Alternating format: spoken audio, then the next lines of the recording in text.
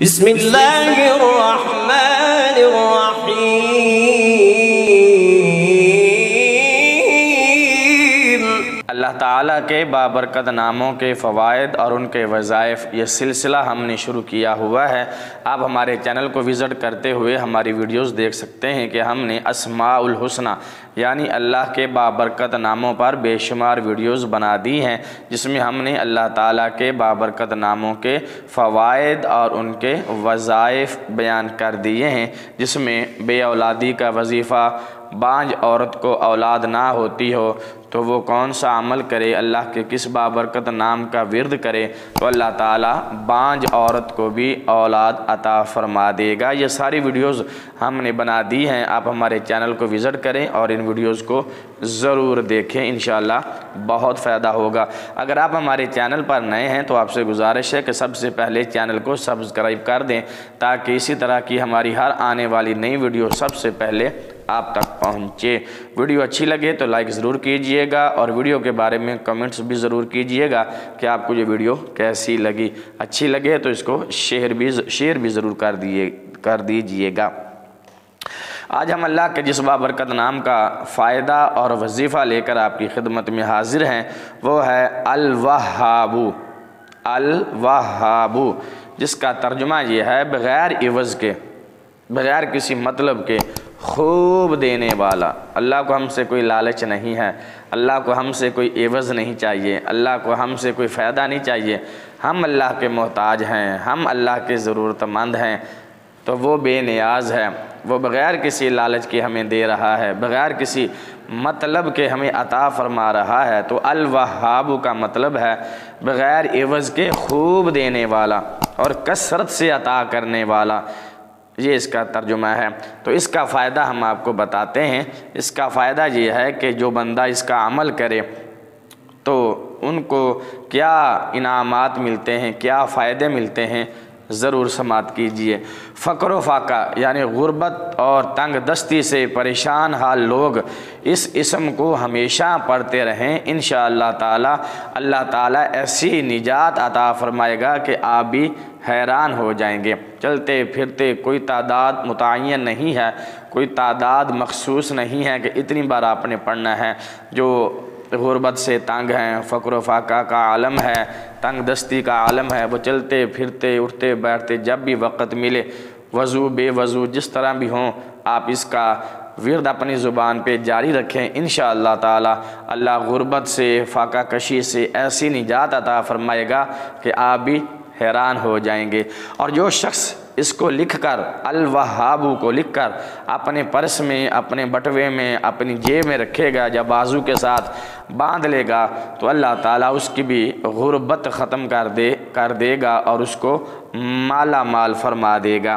اسی طرح اگر چاشت کی نماز کے بعد سجدے والی کوئی بھی آیت پڑھ کر سجدے میں جا کر 7 مرتبہ جو بندہ الوہاب الوہاب پڑھے گا تو وہ بندہ مخلوق سے بے پرواہ ہو جائے گا، مخلوق کی اسے پرواہ نہیں رہے گی، اللہ تعالیٰ اسے مخلوق سے بے پرواہ کر دے گا، بے نیاز کر دے گا، اس کو مخلوق سے کوئی مطلب نہیں ہوگا۔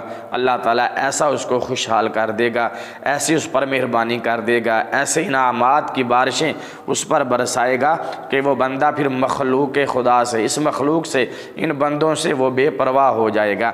اسی طرح اگر کوئی خاص مقصد یا کوئی خاص حاجت پیش آ جائے تو اس کے لیے آدھی رات کو گھر کے صحن میں یا مسجد میں جا کر مسجد کے صحن میں 3 مرتبہ سجدے کر کے اللہ اکبر سبحان ربی الاعلیٰ سبحان ربی الاعلیٰ سبحان ربی الاعلیٰ اللہ اکبر، پھر دوسرا سجدہ کرے، پھر سیدھا ہو جائے، پھر تیسرا سجدہ کرے، تو 3 سجدے کر کے ہاتھ اٹھا کر اللہ رب العالمین کی بارگاہ میں اس کا یہ بابرکت نام پڑھیں۔